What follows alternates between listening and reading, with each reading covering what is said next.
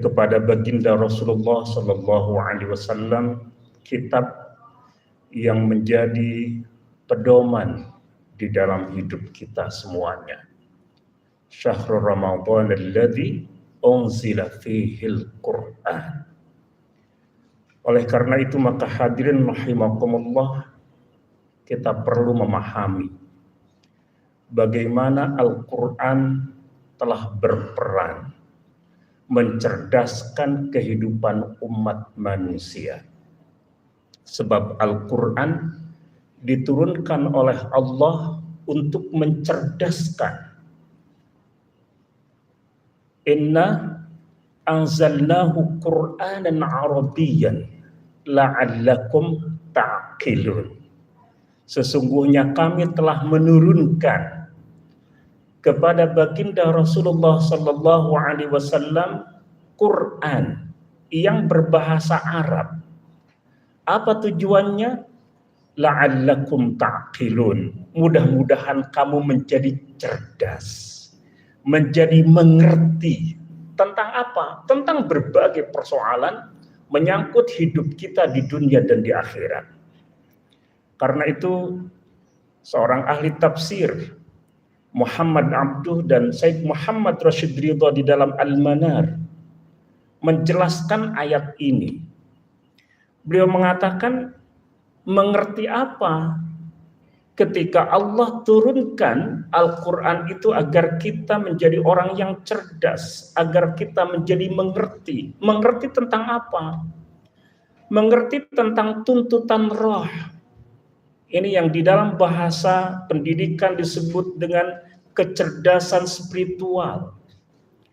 Mengerti tentang berbagai pengetahuan disebut dengan kecerdasan kognitif.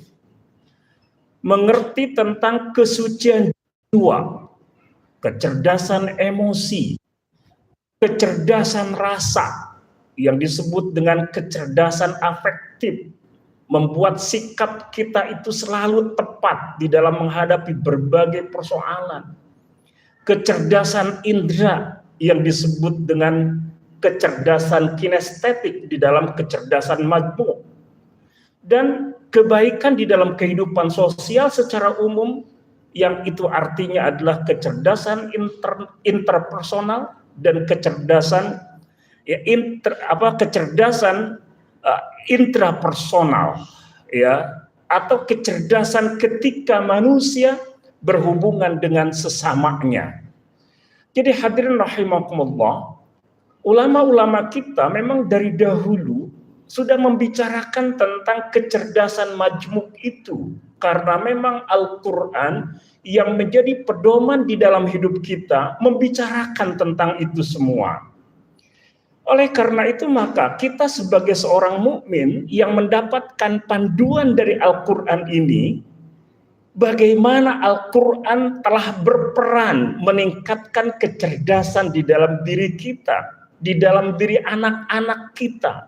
Nah ini yang kemudian harus secara telaten kita bisa membimbing diri kita, membimbing anak-anak kita, memberikan pendidikan yang baik terhadap mereka.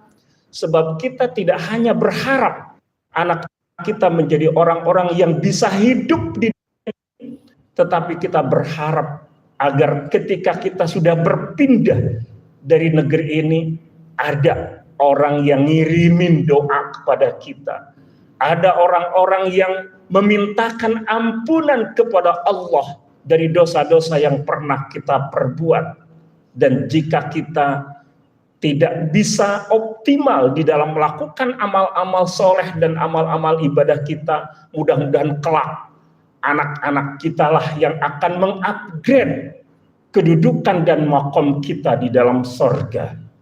Hadirin rahimakumullah, karena satu keluarga yang Allah masukkan ke dalam surga, level surganya bisa berbeda-beda.